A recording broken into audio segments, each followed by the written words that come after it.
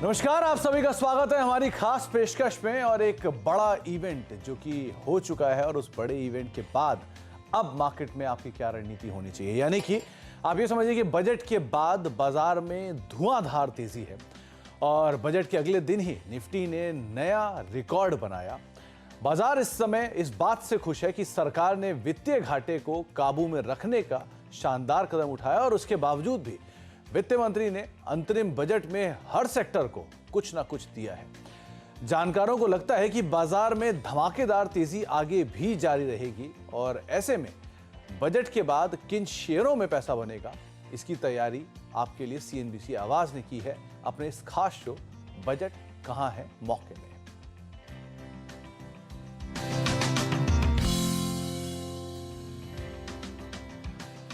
तो बजट के बाद बाजार एक बढ़िया रफ्तार में है और इस तेजी की रफ्तार के अंदर आपको कहां बेट करना है, कैसे मार्केट्स की चाल आगे की रहेगी, क्या मान रहे हैं जानकार, इसके ऊपर बातचीत कर लेते हैं। और हमारे साथ हर बार की तरह दो जानकार मौजूद हैं। हमारे साथ गौरांग शाह मौजूद हैं, साथ साथ हिमांग जानी सर मौजूद हैं, जिनसे हम बातचीत करेंगे अपनी इस खास पेशकश में अलग अलग स्टॉक्स को लेकर भी और मार्केट के मौजूदा स्तरों पर आपकी रणनीति क्या होनी चाहिए इसको लेकर भी।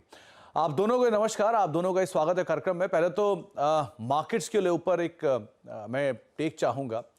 गौरांग सर, शुरुआत आपसे ही करूँगा क्योंकि बजट में इस बारी अनुमान बहुत नहीं था कि वोट ऑन अकाउंट है, पार्शियल बजट होगा, आगे चल के सरकार इसके ऊपर दोबारा जो कामकाज है वो करेगी, लेकिन जितनी भी उम्मीदें लगाई गई थी उसको खरे उतरता हुआ देखा है हमने एटलीस्ट कि यहाँ वोट ऑन अकाउंट के लिहाज से भी थोड़ा बेटर गवर्नमेंट की तरफ से एक्सपेंडिचर साइड आता हुआ दिखाई पड़ा है और मार्केट उसको चीयर भी कर रहा है अपने नए ऑल टाइम हाइस पे बाजार कामकाज करते हुए। सो इस सिचुएशन में आप कैसे रीड कर रहे हो ये बार का बजट, क्या उम्मीदें लगाई हैं आपने मार्केट से, अब आगे के लिए क्या करा जाए? बहुत बहुत धन्यवाद सुमित भाई, आपका इस मंच पर आमंत्रित करने के लिए और आप सभी को शुभ दिन हमारे तरफ से। तो ऑन अ लाइटर नोट, एक दिन के बाद में समझ में आया बजट बाजार को। कल अगर आप देखने जाए तो मेरे ख्याल से कोई कारण नहीं था जो बाजार ने रिएक्शन दिया, लेकिन बाजार अपनी बुद्धिमत्ता के हिसाब से कामकाज करता है। देर आए दुरुस्त आए सुमित, मेरे ख्याल से उम्मीद बिल्कुल नहीं रखनी चाहिए थी ये बजट में से कि वित्त मंत्री जी बहुत बड़ा फेरबदलाव करेंगे, क्योंकि ऑन अकाउंट बजट था। कोड ऑफ कॉन्डक्ट लागू होने के कारण कोई बड़े फैसले या निर्णय सरकार नहीं ले सकती है। ये स्पष्टीकरण श्रीमती निर्मला सीतारामन जी ने 10-15 दिन पहले खुद ने दिया था। 3 दिन पहले माननीय प्रधानमंत्री जी श्रीमान नरेंद्र मोदी जी ने भी ये कहा था कि ज्यादा उम्मीद मत रखिए, लेकिन जो भी पहलू को छुआ, जो भी थोड़े बहुत बदलाव किए, वो मेरे ख्याल से काफी अच्छे थे, सराहनाजनक थे।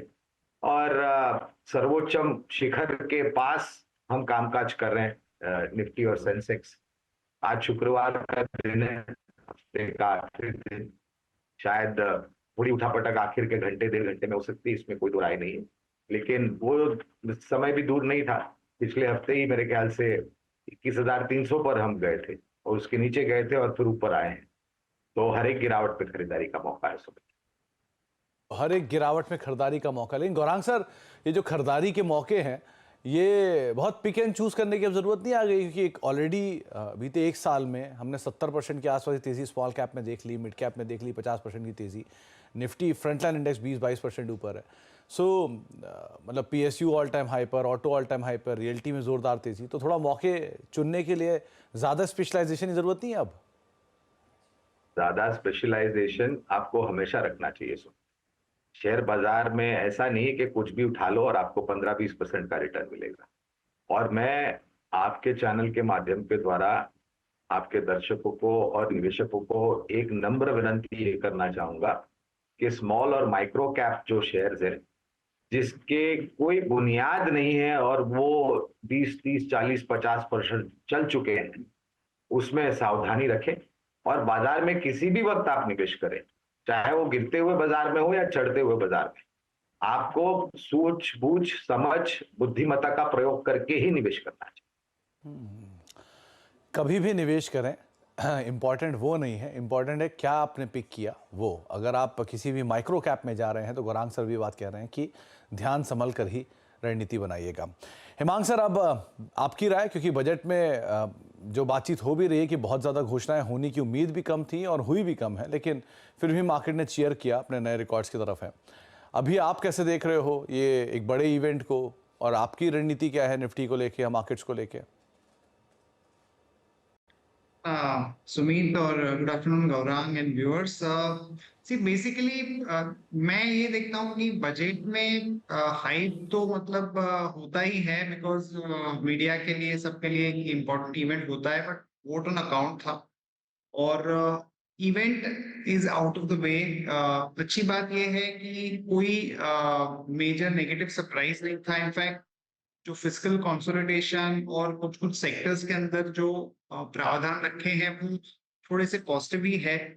और मार्केट मेरे ख्याल से आज की जो रैली है वो इवेंट खत्म हो गई और जो अर्निंग्स की सीजन चल रही है उसमें एक मोमेंटम अच्छा है। By and large global markets के अंदर अगर आप देखें तो सेटअप काफी अच्छा है।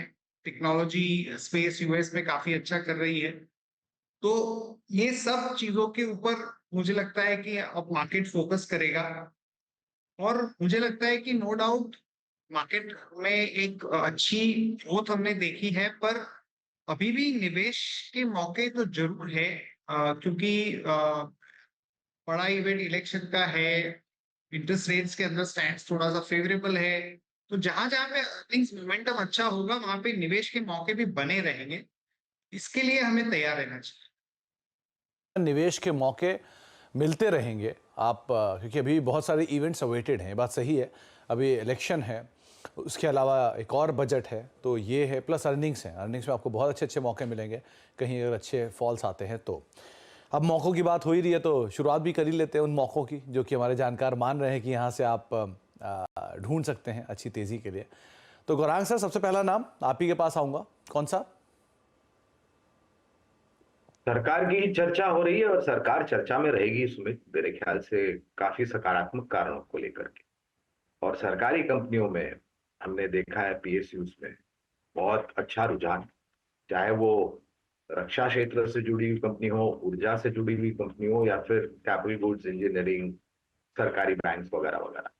तो सरकारी कंपनी की सूची में ही हमने एक नाम पसंद किया है और वो है बीईएल। बुनियादी तर्क के आधार पर यहाँ पर खरीदारी की राय है। बीईएल में मुझे लग रहा है जिस तरीके से रक्षा क्षेत्र को लेकर के ऑर्डर मिला है, जिस प्रकार से ऑर्डर बुक की एग्जीक्यूशन हो रही है और आने वाले भविष्य में जिस प्रकार से ऑर्डर मिलेंगे, मुझे लग रहा है कि एक बहुत बड़ा परिवर्तन आपको यहाँ पर आता हुआ दिखेगा। 260 के लक्ष्य बहुत ही न्यूनतम है और इस परिणाम के आधार पर, ऑर्डर बुक एग्जीक्यूशन के आधार पर अगर अच्छे आते रहे तो मेरा पूरा विश्वास है कि ये लक्ष्यांक को हम ऊपर की तरफ। तो गौरांग सर, क्योंकि इतनी बड़ी तेज़ी पीएसयू की हमने देखी है, 100% का उछाल आया इस ग्रुप में, इस सेक्टर में, तो उसके बाद भी पीएसयू कंफर्ट जोन में है यहाँ पर, या इस तरह की क्वालिटी को हम नीचे भी मिले अगर तो और ऐड करते रहें? निश्चित और अवश्य आपको ये करना चाहिए सुमित भाई। और मैं ये बात हमारे ही चैनल पर काफी लंबे समय से कह रहा हूं कि ये मात्र रक्षा है, ऊर्जा उत्पादन है, रेलवे से जुड़ी कंपनियां हैं, कृषि क्षेत्र से जुड़ी हुई कंपनियां हैं, निर्माण कार्य से जुड़ी हुई कंपनियां, इंफ्रा कंपनियां हैं। ये सिर्फ 6 महीने, साल, 1.5 साल की बात नहीं है। ये बहुत लंबी, मेरे ख्याल से, परिवर्तन बेहतर के लिए जो सरकार ने किया है। तो कभी भी शुरुआत कीजिए, और हमेशा ये बात कहता हूं मैं सुमित भाई कि उतावलापन करके कभी निवेश नहीं करना चाहिए। अनुशासन के साथ शुरुआत कीजिए और गिरावट आए तो और जोड़ देता है। शासन के साथ शुरुआत और गिरावट आए तो और जोड़ लें, ये कीवर्ड है और स्टॉक आपकी स्क्रीन पर है, वो है बीईएल। 260 के टारगेट्स के लिए गौरांग सर की तरफ से पहला नाम ये आता हुआ दिखाई पड़ रहा है। हिमांग सर, आपकी तरफ से पहला नाम? मेरी तरफ से भी पीएसयू ही है पहला नाम। कंपनी का नाम है कॉनकॉर और दो बेसिक आर्गुमेंट्स है। एक तो ये है कि जो रेलवे इंफ्रा और जो फ्रेट कॉरिडोर की जो बातें जो बजट में भी की गई थी, और उसके अलावा भी अगर आप देखें तो जो गवर्नमेंट की प्रायोरिटी है वो बहुत क्लियर है। गति शक्ति फ्रेमवर्क के अंदर 434 प्रोजेक्ट्स में 11 लाख करोड़ की इन्वेस्टमेंट होने जा रही है। और जो एग्जिम ट्रेड है उसके रिलेटेड जो एक बड़ा पॉजिटिव इम्पैक्ट है वो कॉनकोर के अंदर आ सकता है। दूसरा, मुझे ऐसा लगता है कि पोस्ट इलेक्शन एक अच्छा डाइवेस्टमेंट का प्रोग्राम भी रोल आउट होगा, जिसमें कुछ स्ट्रेटेजिक डाइवेस्टमेंट हो सकता है, जिसमें कॉनकॉर डेफिनेटली फोरफ्रंट पे रहेगा। तो ये दोनों ट्रिगर के चलते हुए कॉनकॉर एक अच्छा निवेश हो सकता है। हमारा प्राइस टारगेट रहेगा 1060 रुपीज। 1060 के टारगेट्स के लिए कंटेनर कॉर्पोरेशन ऑफ इंडिया को आप बेट कर सकते हैं। मल्टीपल ट्रिगर्स आपको हिमांक सर बता रहे हैं और एक डीमर्जर को लेकर जो अलग अलग असेट्स के डीमर्जर जो है, जैसे CSCI में हुआ, जैसे BEML में हुआ, ऐसे ही कुछ और डीमर्जर की बातचीत भी है बड़े एसेट क्लासेस में। तो रेलवे की एक mega company, railway container freight की मेगा कंपनी, जिसके ऊपर आप बेट कर सकते हैं 1060 के टारगेट्स के लिए। ये 2 PSU के नाम आपकी स्क्रीन पर आप ऑलरेडी देख रहे हैं। अब गौरांग सर, दूसरा नाम आपकी तरफ से। ऑटो क्षेत्र से जुड़ी हुई कंपनी सुमित कमर्शियल व्हीकल बनाती है, केवल मात्र लाइट, मीडियम और heavy and multi axle tonnage vehicles. Ashok Leyland, इस पर भी काफी लंबे समय से हमने चर्चा की है, राय दी है, और निरंतर जो सुधार हुआ है परिणामों में वो काबिले तारीफ है। और हमें लग रहा है कि ये सुधार जो है अब नतीजों में आपको और ऊपर की तरफ दिखेगा।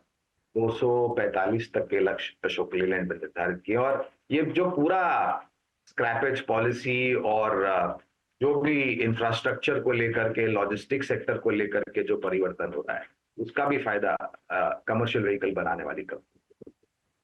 तो अशोक लेलैंड ये एक और दिग्गज कंपनी, कमर्शियल व्हीकल स्पेस में देश की दूसरी सबसे बड़ी कंपनी, और पुरानी हिस्ट्री भी है इस कंपनी की, और बहुत समय से ये कंपनी कई सारे बड़े प्रोजेक्ट्स को एग्जीक्यूट कर रही है, ना केवल डोमेस्टिक फ्रंट पर, डिफेंस के लिए, अदरवाइज ये कंपनी बहुत सारे काम काज करती है। तो 245 रुपये के टारगेट्स के लिए आप अशोक लेलैंड के ऊपर बेट कर सकते हैं। दूसरा नाम रहेगा हिमांक सर, आपकी तरफ से दूसरा नाम।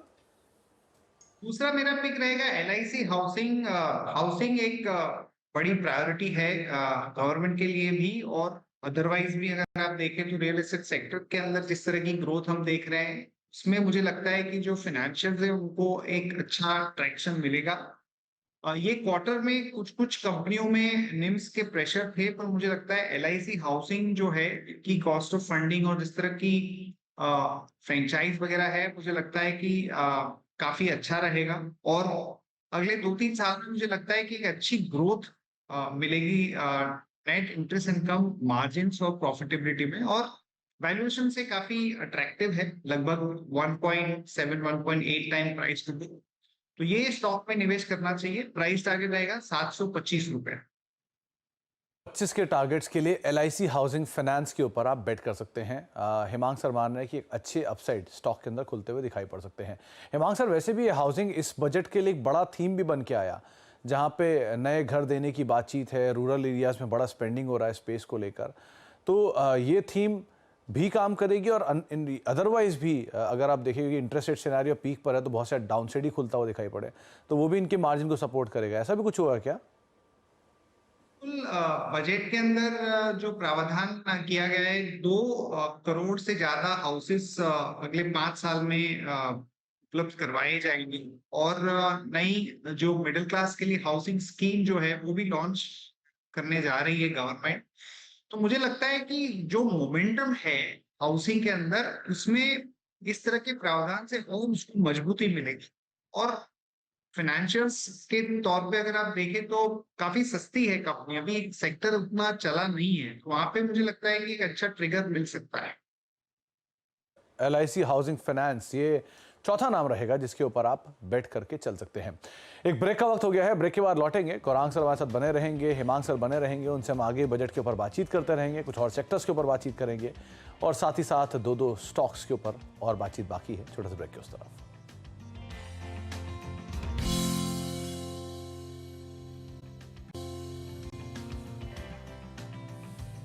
आप देख रहे हैं हमारी खास पेशकश और एक बड़े इवेंट, यानी बजट के बाद अब आपकी बाजार में रणनीति क्या हो, स्पेशली कौन कौन से शेयर जिनके ऊपर आप फोकस कर सकते हैं, और जानकार क्या मान रहे हैं, कौन कौन से थीम आने वाले समय में चल सकते हैं, इसके ऊपर हम बातचीत कर रहे हैं। गौरांग सर हमारे साथ बने हुए हैं, हिमांक सर हमारे साथ बने हुए हैं, जिनसे हम बातचीत कर रहे हैं अलग अलग स्टॉक्स को लेकर भी। गौरांग सर, ये एलोकेशन वाइज में देख रहा था, डिफेंस 6.5 लाख करोड़ का, रोड ट्रांसपोर्ट 3.25 लाख करोड़ का, रेलवेज में 2.5 लाख करोड़ का, consumer affair 2 lakh crore, rural development 2.25 lakh crore, agriculture 1.25 lakh crore.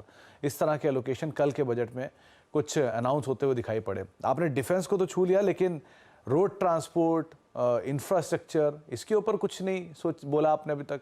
यहाँ पर क्या लग रहा है, क्या होना चाहिए? आपने ही प्रतिबंध कर दिया था टॉक्स लेकर के। तो है विकल्प तो, और मैंने मेरे ख्याल से हमारी चैनल सीएनबीसी आवाज पर जब पिछले हफ्ते में था, इस हफ्ते भी जब मैंने सोमवार को और मंगलवार को आप ही के साथ और हमारे सहयोगी के साथ शूट किया था, तो हमारा एक राय बनी थी सुमित के रक्षा क्षेत्र, रेलवे क्षेत्र, निर्माण कार्य यानी कि इंफ्रास्ट्रक्चर, कृषि क्षेत्र और ऊर्जा क्षेत्र, इस पर मेरे ख्याल से जोर दिया जाएगा। और कुछ पहलुओं पर बिल्कुल माननीय वित्त मंत्री जी ने छुआ है और कुछ घोषणाएं भी की है। तो इंफ्रास्ट्रक्चर, जो रोड्स और रेलवे, रोड्स की आप बात कर रहे हैं सुमित, वहां पर 2 नाम आते हैं मेरे जहन में। एक है केएनआर कंस्ट्रक्शंस और दूसरी है पीएनसी इंफ्रा।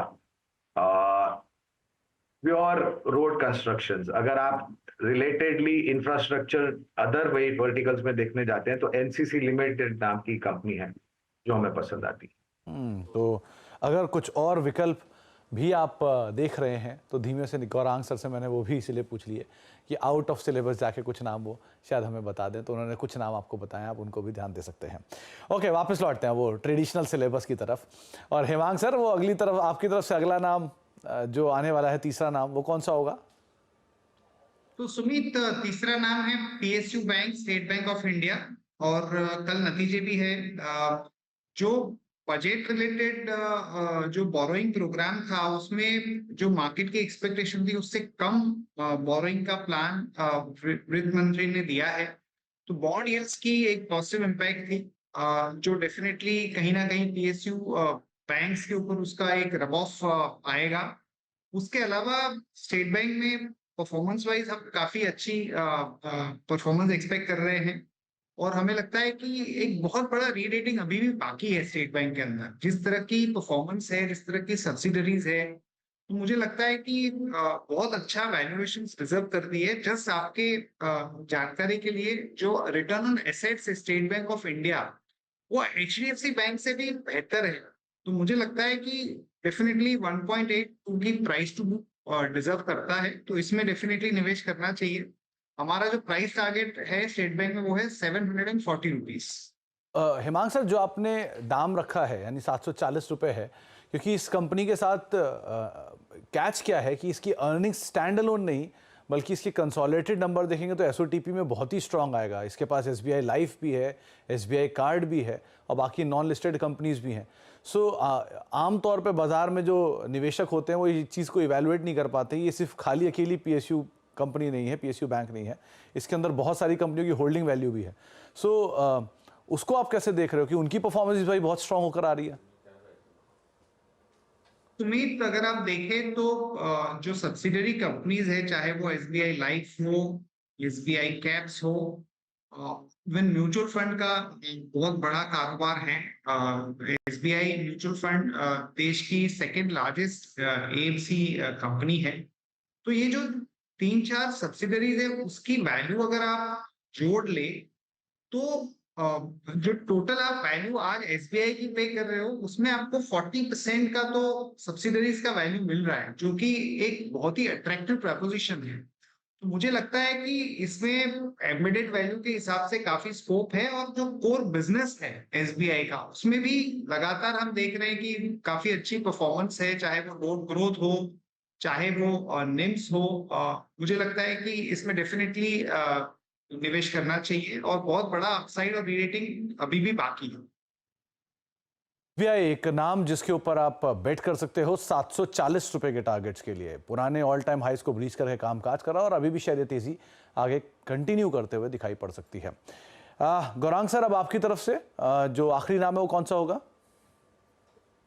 संजोग की बात है, हेमांग ने सरकारी बैंक का नाम लिया, स्टेट बैंक ऑफ इंडिया, और हमारी भी पसंद जो है वो इसी सरकारी बैंक की श्रेणी में से आती है, कैनरा बैंक। एक बहुत बड़ा परिवर्तन। और अभी जो विश्लेषण हिमांक भाई ने सरकारी बैंकों को लेकर के, एसबीआई को नतीजों को लेकर के जो किया, उसी सोच और विचारधारा और तर्क के आधार पर बहुत पसंद आती है कैनरा बैंक। और एक बहुत बड़ी री रेटिंग मेरे ख्याल से आने वाले समय में नतीजों के आधार पर होगी। और निरंतर सुमित आप देखने जाएं तो सरकारी बैंकों में आप देखिए, एक कमजोर कड़ी सरकारी बैंकों में थी पीएनबी, पंजाब नेशनल बैंक। नतीजे आए और नतीजे के बाद जो पीएनबी के मैनेजमेंट ने टिप्पणी करी, वहां पर भी अगर आप देखें तो बहुत बड़ा, तो अगर पीएनबी जैसी बैंक में इतना बड़ा एसेट क्वालिटी को लेकर के परिवर्तन हो सकता है, तो बाकी जो दिग्गज मझौली या फिर बड़ी बैंक है, स्टेट बैंक ऑफ इंडिया हुई, कैनरा बैंक हुई, बैंक ऑफ बड़ौदा हुई, वहां पर भी आपको उसी तरीके से बेहतरीन देखते हुए मिले।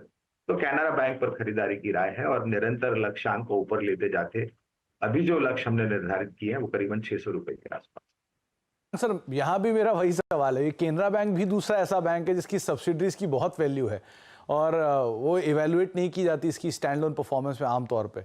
सो आप भी ये मानते हो कि हाँ वो वैल्यू अनलॉकिंग या फिर वो वैल्यू को भी इवेल्युएट करना चाहिए विद टाइम? आपको सभी समीकरण सामने रखना चाहिए, सिर्फ एक ही चीज पर ध्यान नहीं देनी चाहिए। मेरे ख्याल से आपने जो एक टर्म का इस्तेमाल किया, एसओटीपी, सम ऑफ पार्ट्स, तो यहाँ पर भी वही है सुमित। और अगर आप मुझे पूछेंगे तो ये बहुत, जो भी तीनों कंपनियों के लक्ष्यांक मैंने दिए हैं बहुत ही साधारण से दिए हैं और मुझे पूरा विश्वास है कि ये लक्ष्यांक हम ऊपर की तरफ लेके जाएंगे। तो आपको सभी पहलुओं को ध्यान में रखना चाहिए। तो सभी पहलुओं के लिहाज से अगर आप देखना चाह रहे हैं और आपको लगता है कोई बैंक जहां पर अभी भी वैल्यू है, आप केनरा बैंक और एसबीआई इन दोनों को भी देख सकते हैं। एक एक करके अच्छा वो तमाम स्टॉक्स जो हैं वो आपकी स्क्रीन पर आते हुए दिखाई पड़े हैं, कहाँ कहाँ पर आप बेट कर सकते हैं। सबसे पहला नाम जो आया है हेमांग सर की तरफ से आता हुआ दिखाई पड़ा है वो है BEL, जिसके ऊपर आप इनफैक्ट गौरांग सर की तरफ से है BEL, अशोक लेलैंड है गौरांग सर की पसंद और केनरा बैंक है गौरांग सर की पसंद। और on the contrary container Corp है हेमांग सर की पसंद, LIC हाउसिंग फाइनेंस है हेमांग सर की पसंद और SBI ये तीसरा नाम है जो कि हेमांग सर की तरफ से पसंद होता दिखाई पड़ा है। तो ये दो नाम जिनके ऊपर आप अदरवाइज बेट कर सकते हैं, लेकिन बैंकिंग स्पेस से Canara bank, Ashok Leyland, defence story को अगर आप प्ले करना चाह रहे हैं तो BEL एक बढ़िया तेज़ी के लिए और स्ट्रॉन्ग ऑर्डर बुक के साथ ये कंपनी ऑलरेडी कामकाज कर रही है। और रेलवे स्टोरी को अगर आप प्ले करना चाह रहे हैं तो कंटेनर कॉर्प, आपने आमतौर पर विजुअल भी देखे होंगे कि डबल फ्रेट कंटेनर भी अब रन हो रहा है, तो उसमें भी कंपनी का बड़ा इंपॉर्टेंट रोल हो सकता है। सो कंटेनर कॉर्प एक strong land parcel based company के पास, तो इस ट्रिगर के बीच में आप कंटेनर कॉर्प को देख सकते हैं, LIC हाउसिंग फाइनेंस और SBI, ये कुछ और ऐसे नाम हैं जिनको आप अदरवाइज बेट कर सकते हैं। बहुत बहुत शुक्रिया गौरांग सर आपका भी और हेमांग सर आपका भी हमारे साथ मौजूद रहने के लिए और हर बार की तरह हमारे को अलग अलग मौक़ों पर मौजूद रहने के लिए हमारे साथ और तमाम निवेशकों की हेल्प करने के लिए। बहुत बहुत शुक्रिया सर हमारे साथ मौजूद रहने के लिए। इसी के साथ हमारी इस खास पेशकश को यही समेटेंगे, लेकिन एक बड़ी तेज़ी इस बजट से पहले भी देखी है और इस बड़ी तेज़ी बजट के बाद भी हम लगातार देख रहे हैं। ध्यान संभल कर अपनी रणनीति बनाएं और अकॉर्डिंगली उसमें बने रहें। तो फिलहाल इस पेशकश में इतना ही। नमस्कार। बता दें कि मनी कंट्रोल पर दिए गए विचार एक्सपर्ट्स के अपने निजी विचार होते हैं। वेबसाइट या मैनेजमेंट इसके लिए उत्तरदायी नहीं है। यूजर्स को मनी कंट्रोल की सलाह है कि कोई भी निवेश निर्णय लेने से पहले सर्टिफाइड एक्सपर्ट की सलाह लें।